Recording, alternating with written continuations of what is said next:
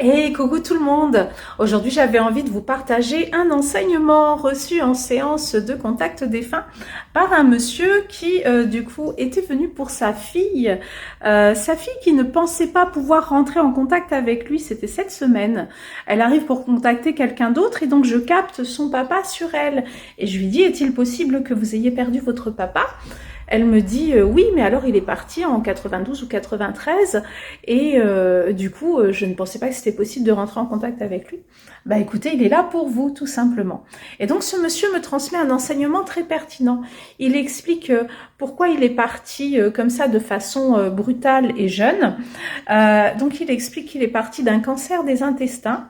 Parce que en fait dans son enfance il avait été rejeté par sa famille, ses parents, ses frères et sœurs, et en fait c'était toujours le dindon de la farce, hein. Il y avait toujours quelque chose à lui reprocher, à le critiquer, il n'était jamais assez bien, il n'était pas valorisé, c'était difficile pour lui de vivre avec ça.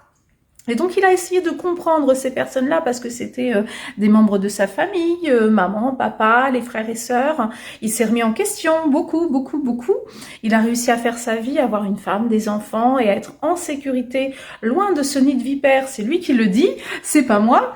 Loin de ce nid de vipère, du coup il a réussi à être en sécurité et mettre en sécurité les siens.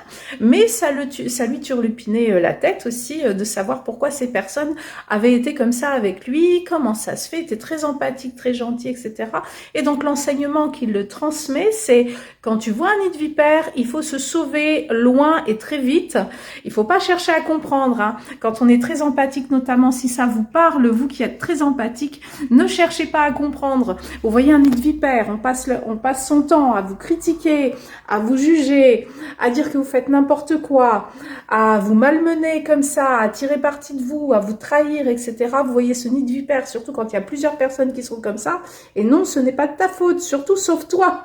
Sauve-toi vite et loin si tu veux pas tomber malade après derrière et ne le rumine pas derrière. Pardonne à ces personnes d'être comme ça.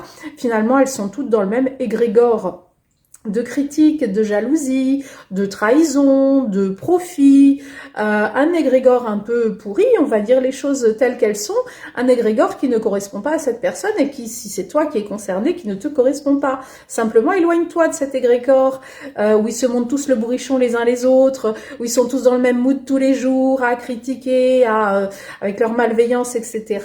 Non, non, tu n'as rien à faire là. Il suffit de te sauver vite et loin et de ne pas ruminer que c'est de ta faute. Tout simplement s'extirper de ces égrégores un petit peu pourris qui sont néfastes pour vous au final. Voilà, tout simplement, c'est cet enseignement que je voulais vous partager aujourd'hui. Je vais enchaîner le reste de mes séances. Je vous embrasse bien fort. Gros bisous à tous. Passez une belle journée ensoleillée. À très très vite. Bisous.